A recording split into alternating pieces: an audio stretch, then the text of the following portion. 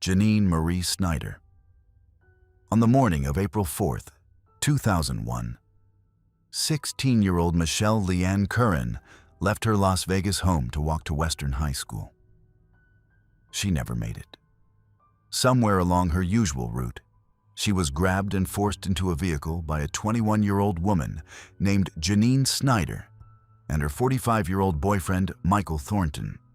They drove the teenager across state lines into California to a ranch property in Rubidoux, Riverside County. For the next 13 days, Michelle was held captive in a stable's tack room, restrained and subjected to repeated abuse. Then on or around April 17th, Snyder ended Michelle's life with a single gunshot to the head. Her body was left inside a horse trailer on the property. The crime was not random. Snyder and Thornton had worked together for years, often focusing on young girls, with their actions frequently connected to methamphetamine addiction. Their relationship began when Snyder was still a child and a friend of Thornton's daughter, eventually becoming involved in a deeply unhealthy situation that later shifted her role from victim to participant. The pair also had a documented history. In 2000, they were arrested after a 14-year-old girl reported being held for about 30 days. The charges were later dropped, but concerns about their behavior continued. On April 17, 2001, the same day Michelle died, Snyder and Thornton were arrested on burglary charges after a property owner found two people fleeing her land. Deputies searched the area and discovered a large quantity of blood in the tack room. Inside the couple's GMC Suburban, they found something that would crack the case wide open. Michelle Curran's identification card. A computer check confirmed she was listed as a missing person out of Las Vegas.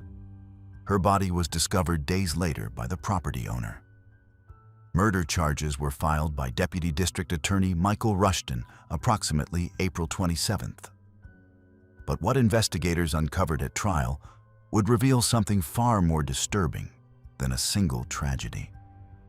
The couple faced trial together with separate juries beginning in January 2006 in Riverside County Superior Court.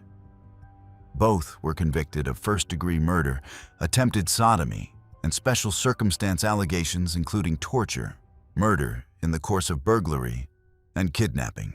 Snyder received additional enhancements for the firearm used. During the penalty phase, the prosecution presented testimony that would send chills through the courtroom. A psychiatric expert revealed that Snyder had confessed to another taking of life. 14-year-old Jesse K. Peters of Glendora, California, who disappeared on March 29, 1996. According to Snyder's confession, she and Thornton had drowned Peters in a bathtub, dismembered her body, and disposed of the remains off Dana Point into the Pacific Ocean. Jesse's body has never been recovered. Neither defendant was ever charged with her passing. Additional victims came forward during the penalty phase, testifying about being lured to hotel rooms by Snyder, where Thornton attacked them.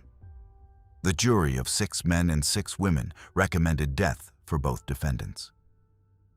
On September 7, 2006, Judge Paul Zellerbach imposed the death sentence, noting that the couple was suspected of stalking additional girls beyond those charged.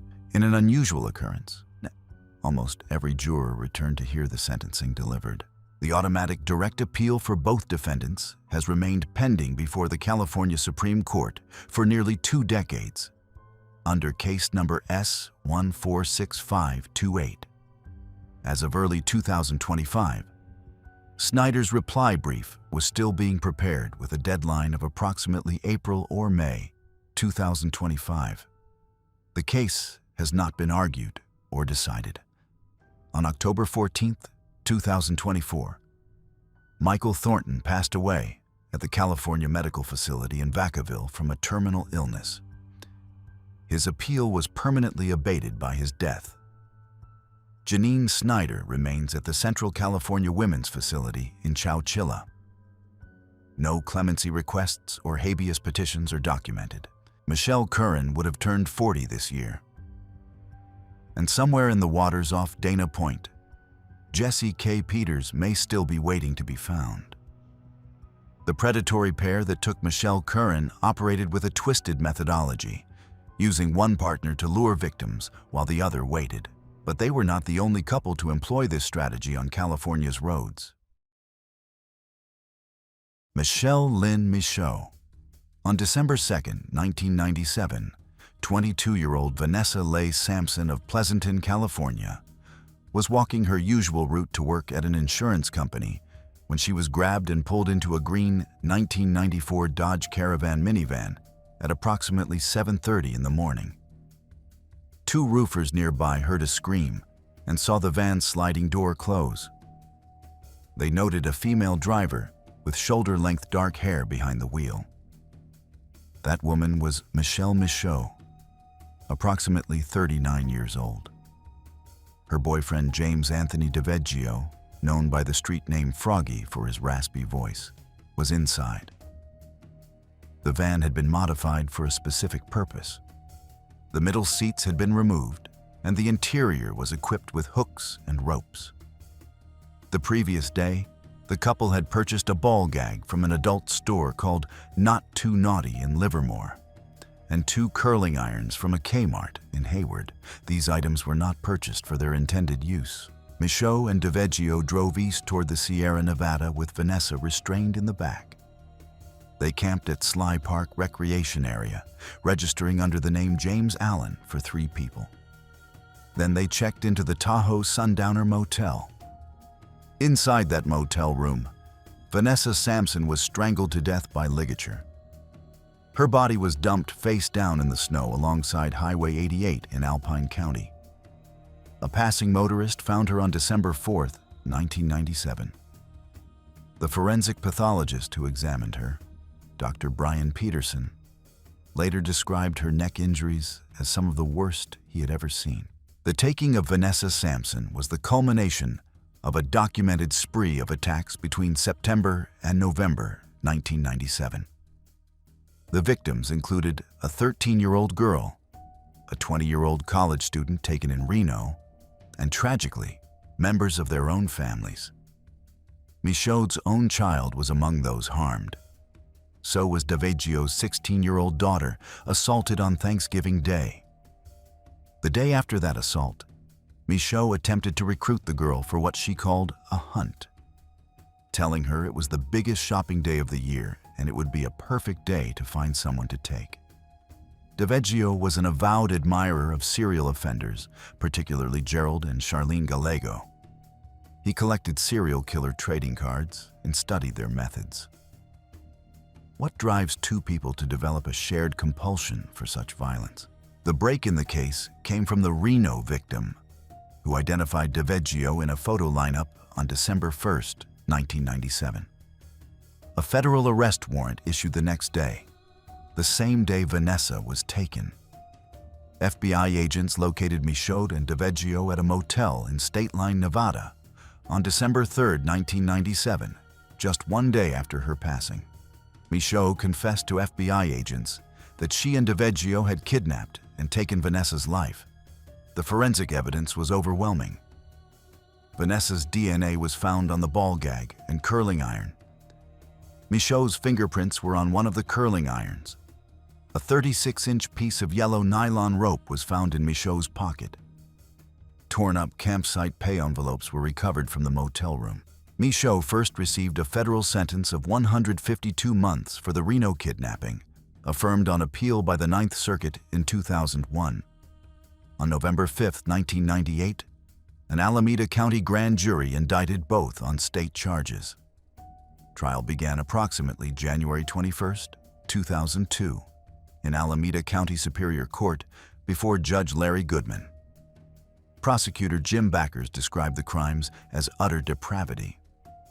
Michaud's defense argued she was dominated by DiVeggio. On May 6, 2002, the jury convicted both of first-degree murder with special circumstances.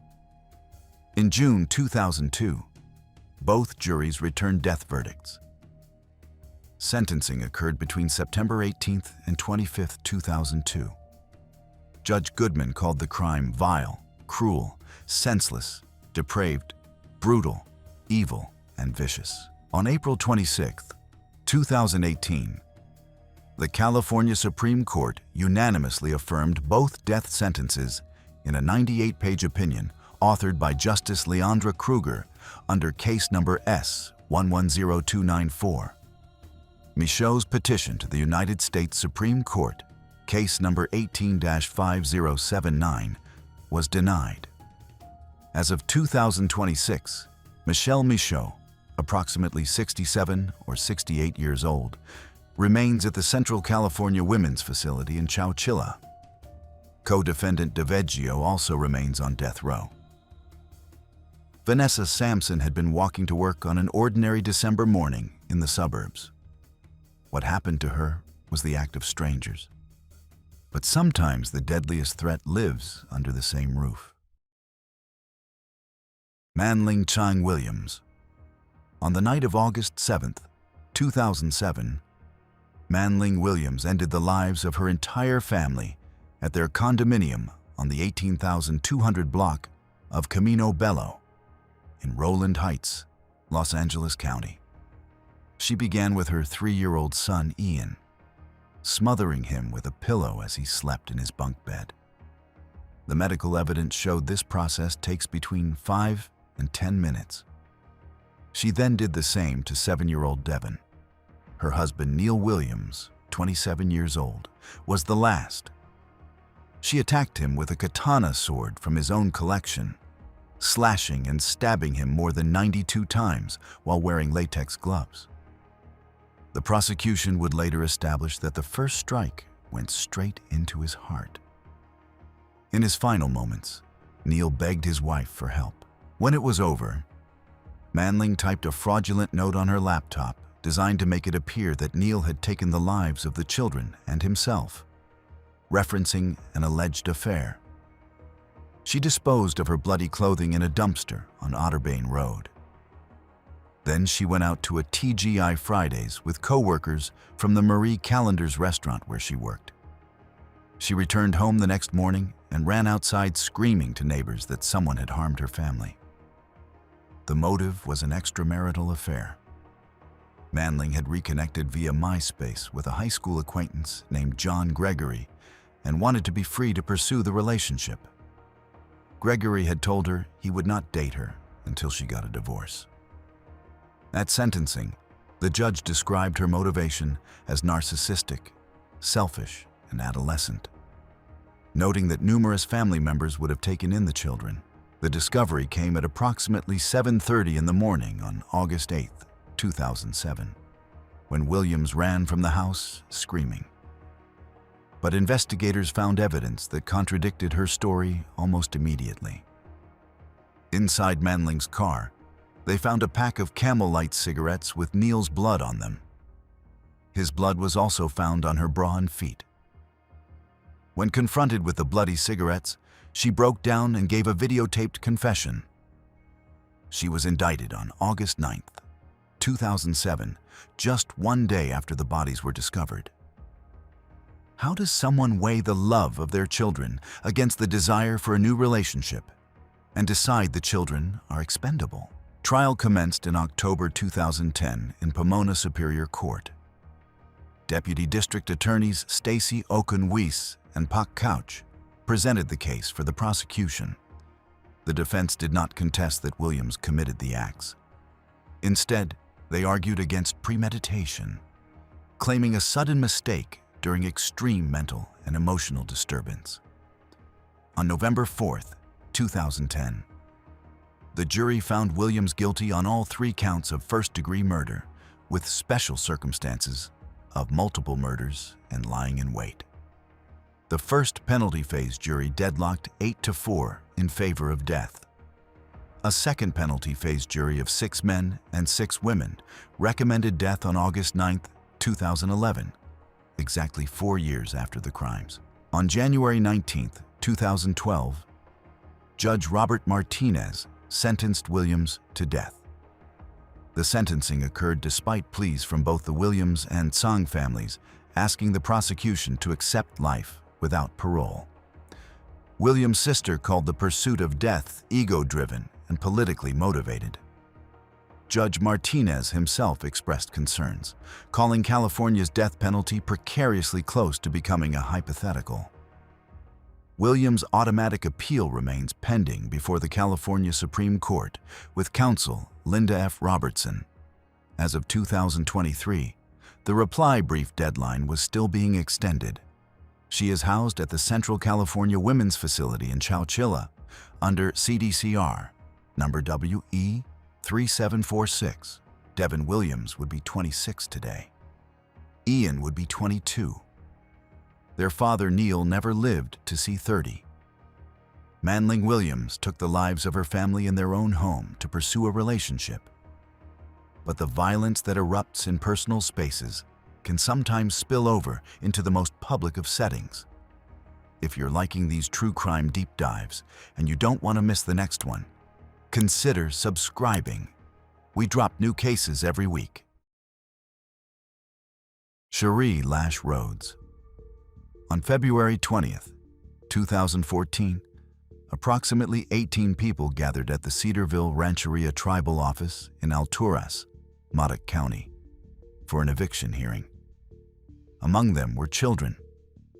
The Cedarville Rancheria is a small federally recognized northern Paiute tribe with approximately 35 members.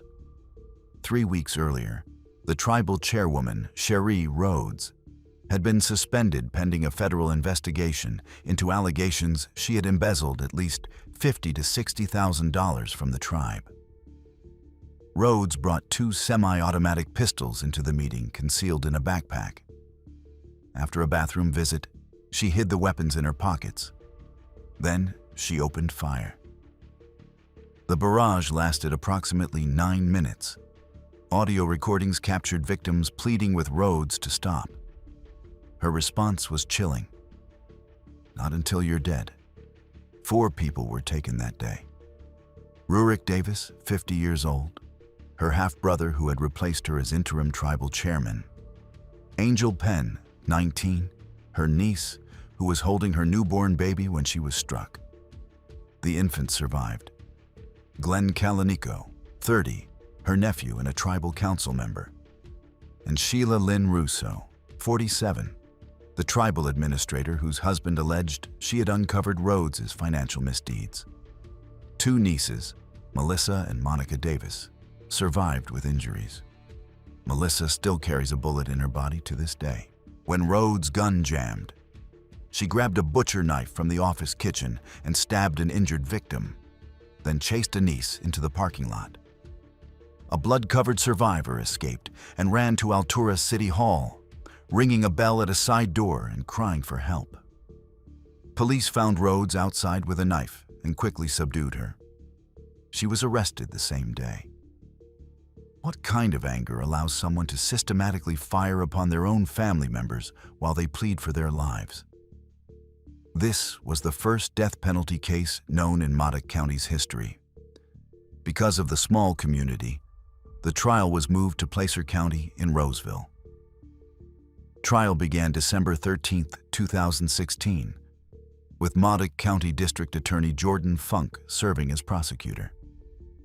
Surveillance video and audio recordings of the shooting were played for the jury. The recordings captured everything. The jury convicted Rhodes on all counts after approximately 2 hours of deliberation. 4 counts of first-degree murder, 2 counts of attempted murder. In January 2017, the jury recommended death.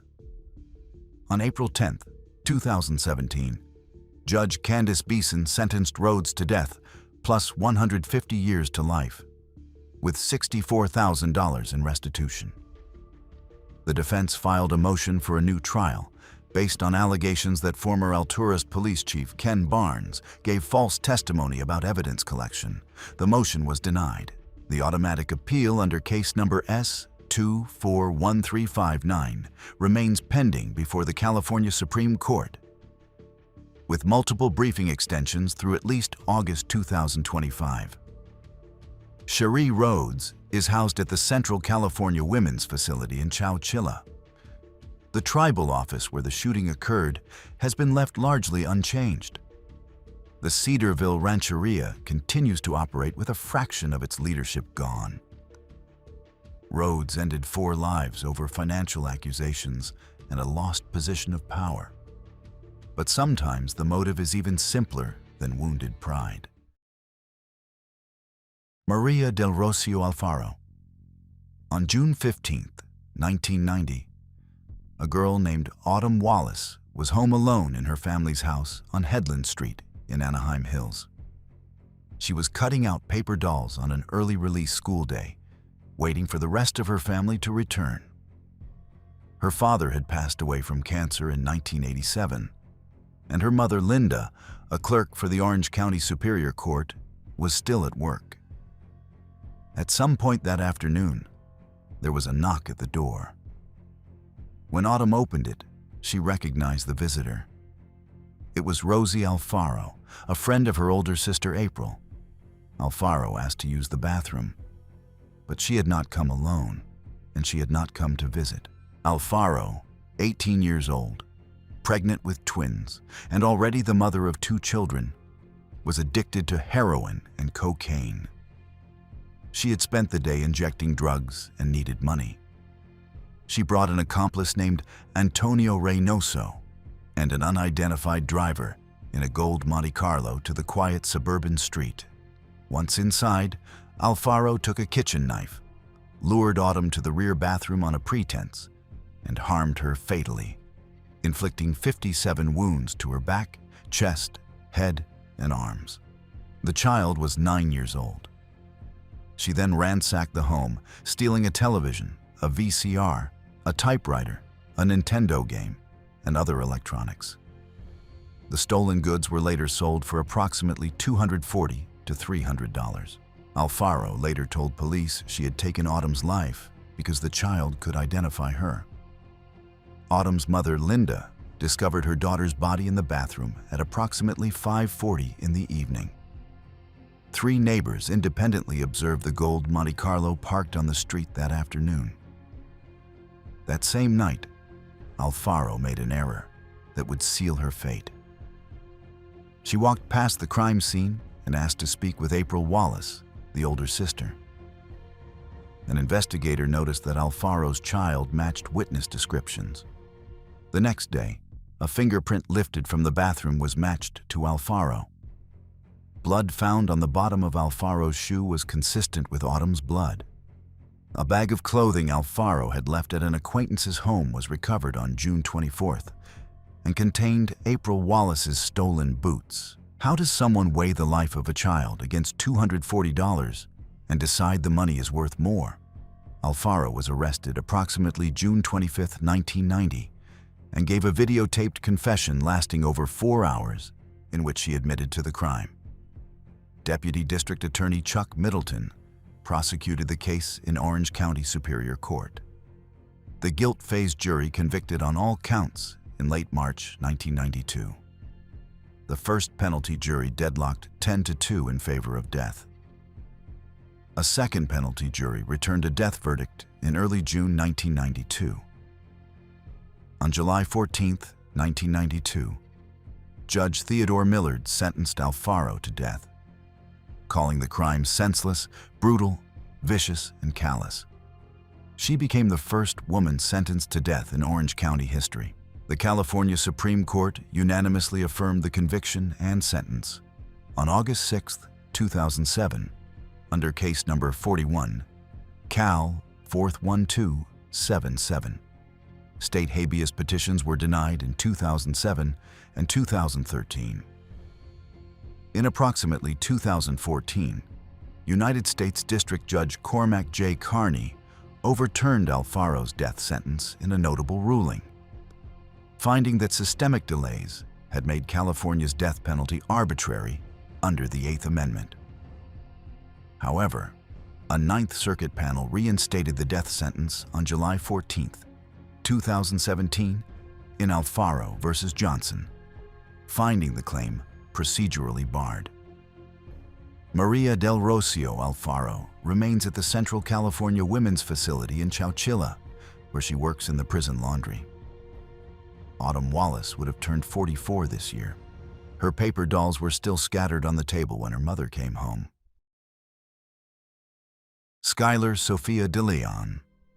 Thomas and Jackie Hawks had spent years dreaming of retirement. Thomas, a 57-year-old retired probation officer, and his wife Jackie, 47, lived aboard their 55-foot yacht called the Well-Deserved in Newport Harbor. They had listed the vessel for $435,000 in Yachting World magazine, eager to move to Arizona to be closer to their newborn grandson. When a young couple with a baby expressed interest in buying the boat, the Hawks had no reason to be suspicious. On November 9th, 2004, Skylar DeLeon, then known by a different name and approximately 25 years old, brought her pregnant wife Jennifer Henderson and their 9-month-old daughter aboard to meet the Hawks. The visit was designed to build trust. It worked. 6 days later, on November 15th, DeLeon returned for what was supposed to be a sea trial. This time, she brought 2 accomplices.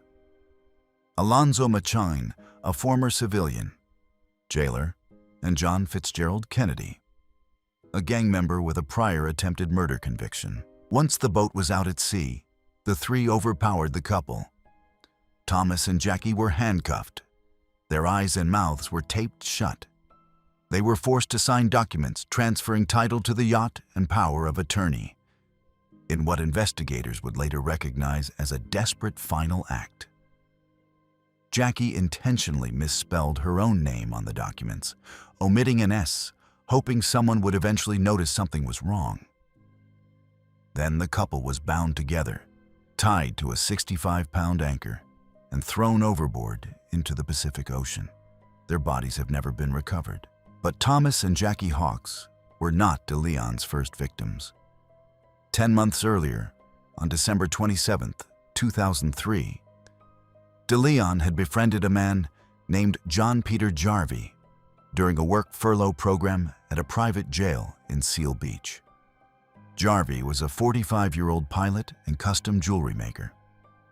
DeLeon convinced him of a lucrative investment opportunity in Mexico. Jarvie cashed $50,000 the day before they were supposed to cross the border together. DeLeon drove him across and slit his throat. Within 2 hours of the taking, DeLeon had spent $18,000 at a boatyard and deposited $21,000 in cash. How does someone look into the eyes of people who have welcomed them into their home and calmly prepare to end their lives for a boat payment? The Hawks family filed a missing persons report. DeLeon claimed to have purchased the yacht, producing fraudulent documents. The investigation accelerated when the Hawks' car was traced to Mexico after a Good Morning America broadcast about the case. DeLeon's DNA was found on the car's dashboard. A search of DeLeon's home yielded the Hawks' personal papers and identification, along with a video camera containing their family footage followed abruptly by DeLeon family Thanksgiving footage. The notary who processed the documents, Kathleen Harris, admitted she never met the Hawks and had backdated the paperwork for $2,000.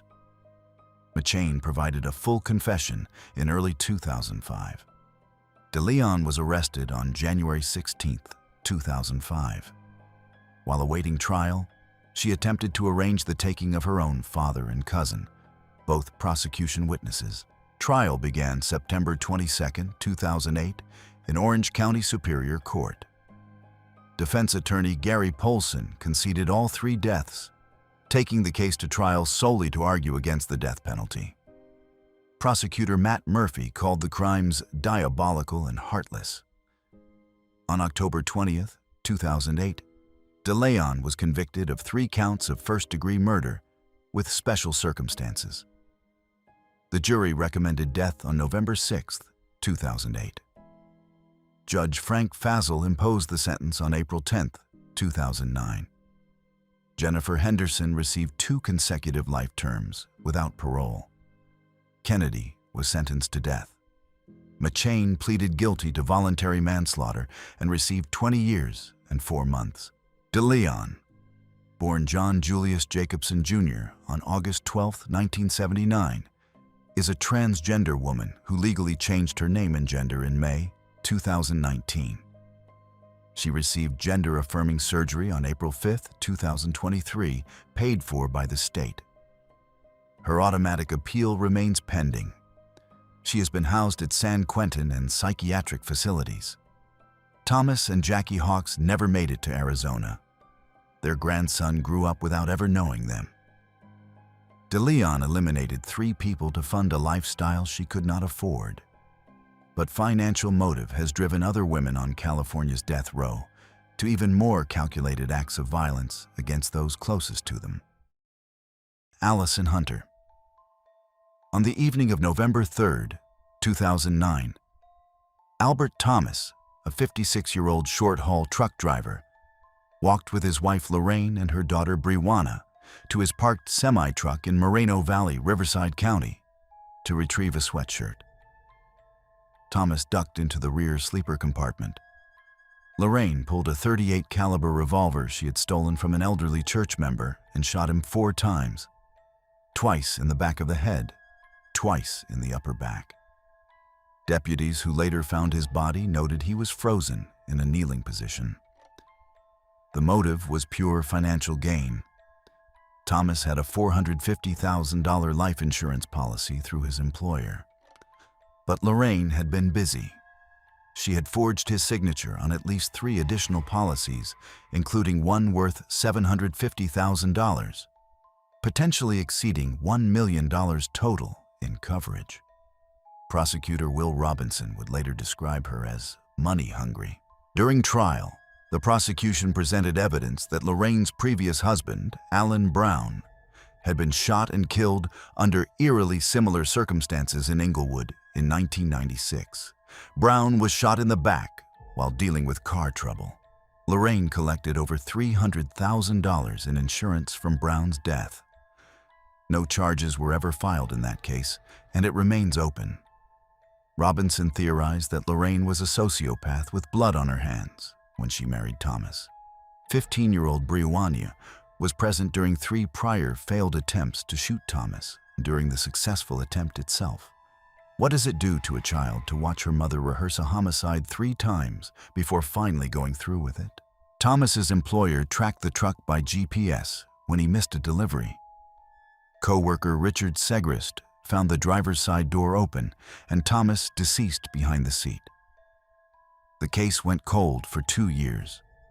Then, in October 2011, Lorraine's niece Shanice Hunter was arrested for shoplifting.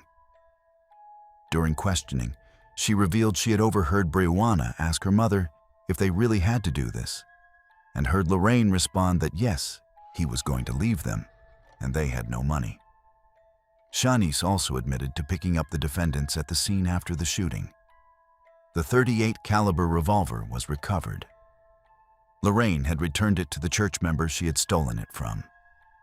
Both Lorraine and Brianna were arrested on October 6, 2011.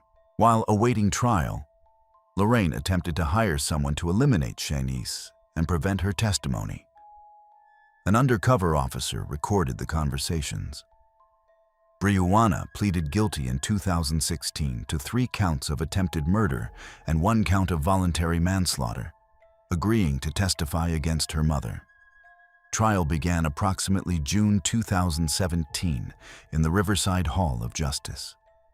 On August 21, 2017, the jury convicted Lorraine of first-degree murder with special circumstances of lying in wait and financial gain after approximately 3 hours of deliberation. On September 14, 2017, the jury recommended death. Judge McFisher sentenced her to death on December 8, 2017. Brianna received 18 years and 4 months. She is eligible for parole approximately June 2026. The automatic appeal under case number S-246087 remains in the briefing stage before the California Supreme Court, with counsel Kathy Moreno. As of early 2024, the appellant's reply brief deadline was being extended. Hunter is housed at the Central California Women's Facility in Chowchilla. Lorraine Hunter took the life of her husband for insurance money, and her daughter spent her teenage years helping her plan it. But the cruelty adults are capable of inflicting does not stop at spouses. Belinda Jeanette Magana. Over approximately 6 days in May 2009, a toddler named Malachi Magana endured escalating abuse at an apartment in Corona, Riverside County.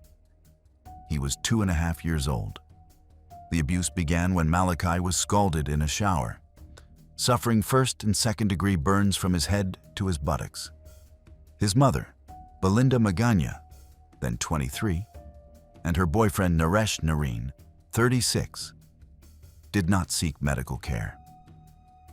The only treatment he received was diaper ointment. Over the following 5 days, both adults beat Malachi when his crying and moaning disturbed them. Nareen used a closed fist and a belt. Magana yanked the child's arm so hard she broke or dislocated it. On May 9, 2009, Malachi died. Medical experts concluded death resulted from blunt force trauma to the head, combined with complications from untreated burns.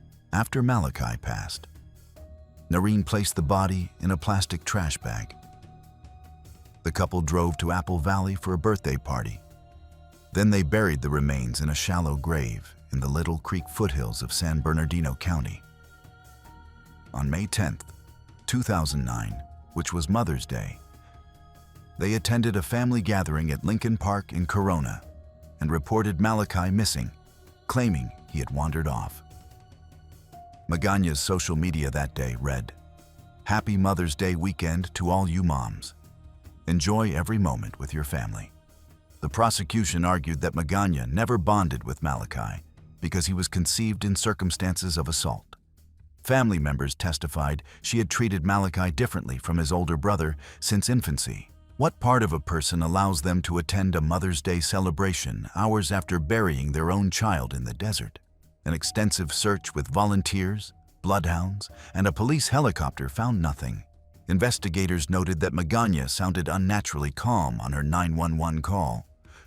During separate questioning, after being told she would never have to see Nareen again, Magana became emotional and admitted the boy was deceased, leading investigators to the shallow grave. Both were detained shortly after the body was recovered, approximately May 11, 2009. Trial began in early December 2014 in Riverside County Superior Court before Judge Bernard Schwartz, with separate juries for each defendant due to mutually incriminating statements. Prosecutor Dama Calhoun told the jury that the boy's body was the best evidence in the case. Magana's defense attorney Daryl Exum argued she was under Nareen's control. Nareen's defense blamed Magana as the long-standing abuser. On January 12, 2015 for Magana and January 13 for Nareen, both were found guilty of first-degree murder, torture, mayhem, and child abuse with the torture special circumstance. During the penalty phase, the prosecution presented evidence that Magana had committed at least 4 violent incidents in jail, including slashing an inmate's face with a razor blade. Both juries recommended death. On May 1, 2015, Judge Schwartz sentenced both to death, calling their conduct repulsive and disgusting. Magana, then 29, expressed remorse, stating she was truly sorry for the part she played and insisting she did not end her son's life. Malachi's older brother was placed with a foster family and later adopted. The automatic appeal under case number S226647 remains in its earliest stages. The opening brief has still not been filed as of March 2026, despite the case being over a decade old. The most recent extension pushed the deadline to March 3, 2026. Magana is housed at the Central California Women's Facility in Chowchilla. Malachi Magana was 2.5 years old when he died. His short life ended in a shallow grave in the desert. But he was not the only child entrusted to relatives who repaid that trust with unimaginable cruelty. Kathy Lynn Saranana. On Christmas Day 2005, 11-year-old Ricky Morales vomited a meal prepared by his aunt, Kathy Saranana, at the family's duplex in Corona, Riverside County. As punishment, her husband Raul Saranana forced Ricky to clean the bathroom. When Ricky was deemed too slow, Raul repeatedly kicked him in the chest, then placed him in a closet described by investigators as infested with feces. While Ricky lay dying in that closet, the Sarananas hosted a Christmas party in the next room. The next day, they opened the closet and found him deceased. The autopsy revealed massive internal injuries from blunt force trauma. The kicks had punctured a lung and caused fatal internal bleeding. But the examination also revealed evidence of prolonged, systematic abuse. Ricky's body bore numerous old and fresh bruises, whipping marks, cigarette burns on his body, including his genitals. Kathy was the only smoker in the household. There were broken ribs and scarring, consistent with weeks of torture. But Ricky was not the only victim. His older brother, 13-year-old Conrad Morales, had been harmed fatally months earlier. On December 27, 2005, 2 days after Ricky's body was discovered, investigators found Conrad's skeletal remains encased in concrete inside a plastic trash barrel in the Saranana's carport. Conrad had been taken on or around August 22, 2005, in Randall, Lewis County, Washington, where the family had previously lived. Kathy reported him as a runaway on October 8, 2005. The next day, the family moved to California, bringing the concrete-filled barrel with them. Conrad's remains were identified via Lewis County dental records on January 11, 2006. Conrad had kept a journal, recovered from the home. In its pages, he documented the abuse he and his brother suffered. He wrote about being hit by both Raul and Kathy, about being punished for bedwetting. He noted that when Kathy was having a bad day, the entire family suffered. The boy's mother, Rosa Sarinana, who was Raul's sister, had been jailed on felony charges. Their father had been deported. The children had been sent to live with the Sarinanas in late 2004. They were supposed to be safe. What did those two boys experience in the final months of their lives, knowing their brother had already disappeared and that no one was coming to save them? Deputy District Attorney John Aki described the Sarinanas telling Ricky that he needed to do what they said until they decided to dispose of him like they disposed of his brother. Raul called 911 on December 26, 2005, reporting that Ricky was hurt and maybe deceased. Police found the battered, emaciated body in a bedroom closet. Blood spatters covered walls and ceilings throughout the home. After a relative informed police about Conrad, officers searched the carport on December 27th and discovered the remains.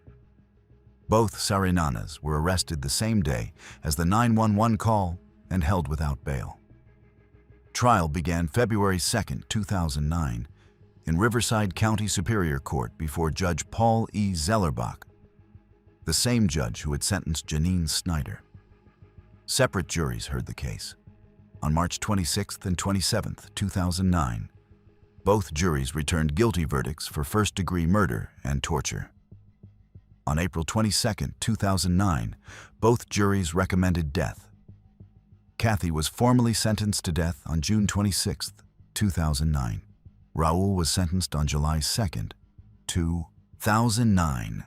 Lewis County, Washington. Prosecutor Michael Golden declined to prosecute separately given the California death sentences. Kathy's appellate counsel was not appointed until December 24, 2013. More than 4 years after sentencing, illustrating the notorious backlog in California's death penalty system. Her direct appeal appears still pending before the California Supreme Court. In March 2024, She was transferred from death row housing to a medical dorm unit at the Central California Women's Facility, accommodating wheelchair users. She was photographed in this unit in June 2024 by the Los Angeles 1024 by the Los Angeles Times. She works as a group facilitator, helping others process trauma. Her CDCR number is X37697. Co-defendant Raul Sarinana remains on death row at California State Prison in Corcoran. Ricky Morales would have turned 31 this year. Conrad would have been 33. Their remains were found in 2 different states, disposed of by the people who were supposed to protect them. The Sarinana case produced physical evidence that was overwhelming in its horror, but not every conviction rests on such certainty. Carrie Lynn Dalton. On June 26, 1988, Irene Louise May, who went by Melanie, was tortured and murdered at a trailer in the Live Oak Springs Trailer Park in Boulevard, San Diego County. She was 23 years old, a mother of 3 whose husband was incarcerated. Her body has never been recovered. According to prosecution witnesses, Carrie Dalton became enraged at May for allegedly selling Dalton's belongings at a yard sale while Dalton was in jail, for having stolen jewelry found in May's purse, and for revealing she had hepatitis after they shared a needle. Dalton and May were left alone at the trailer for approximately 4 hours. When Cheryl Ann Baker, a co-defendant who later pleaded guilty to second-degree murder, and Dalton's boyfriend Mark Tompkins returned, they found a person completely covered by a sheet, bound with rope to a kitchen chair. Dalton told Baker that something had happened and they were going to end May's life. She showed Baker syringes filled with what she claimed was battery acid. Baker attempted to inject May but failed. Dalton injected the substance into May's leg. When May did not die, Dalton handed Baker a cast-iron frying pan. Baker struck May once. The pan broke. Tompkins then stabbed May twice with a knife. According to testimony from Tompkins' jailhouse cellmate, Tompkins described using electricity, a screwdriver, a knife, and a skillet, saying that pain was the name of the game. The body was wrapped in carpet. Tompkins reportedly dismembered and disposed of the remains on a nearby Indian reservation. What happened to the physical evidence that might have proven or disproven these accounts? Critical evidence was compromised. A bloody screwdriver and knife were taken as a joke by an acquaintance and placed in a freezer, where they were never recovered. A bloody pillow disappeared. Extension cords with cut and melted ends were lost. A criminalist found type A blood, which was May's type, on one sample from the trailer, but DNA extraction failed due to insufficient quantity. The case went cold for years. Investigator Richard Cooksey took over in July 1991. In October 1991, trailer resident Joanne Fedor identified Dalton, Tompkins, and Baker from photo lineups. Dalton was arrested on May 14, 1992, almost 4 years after the crime. Carrie Dalton has always maintained her innocence. Trial began in February 1995 in San Diego County Superior Court before Judge Thomas J. Whelan. The prosecution, led by Deputy District Attorney Jeff Dusek, relied heavily on Baker's testimony, Fedor's account, and jailhouse informant Donald McNeely's testimony about Tompkins' admissions. The defense challenged the sufficiency of evidence. There was no body, no preserved crime scene, and all witnesses were drug users. On May 23, 1995, Dalton was convicted of conspiracy to commit murder and first-degree murder with special circumstances of lying in wait and torture. On May 16, 2019, the California Supreme Court issued its opinion in People v. Dalton, authored by Justice Liu. The court vacated the death sentence on the conspiracy count and the lying in wait special circumstance, finding insufficient evidence. However, The court affirmed the murder conviction and the torture special circumstance, meaning the death sentence stands. A rehearing petition was denied on June 19, 2019. A petition to the United States Supreme Court, case number 19-5977, was also denied. A state habeas corpus petition was denied by San Diego County Superior Court on June 18, 2021. An appeal of that denial remains pending. Dalton's sister, Victoria Ann Thorpe, published a book called Cages in 2012 and maintains active advocacy for Dalton's release. A petition seeking clemency from the governor remains online. Carrie Dalton is housed at the Central California Women's Facility in Chowchilla. Melanie May's 3 children grew up without a mother. Her body was never found. And somewhere in Chowchilla, Carrie Dalton continues to insist she is innocent. These 10 women share a single address now: the Central California Women's Facility in Chowchilla. If you want to see more cases like these, subscribe. We cover stories like this every week. And if you want to keep going right now, click the video on screen. It is worth your time. See you in the next one.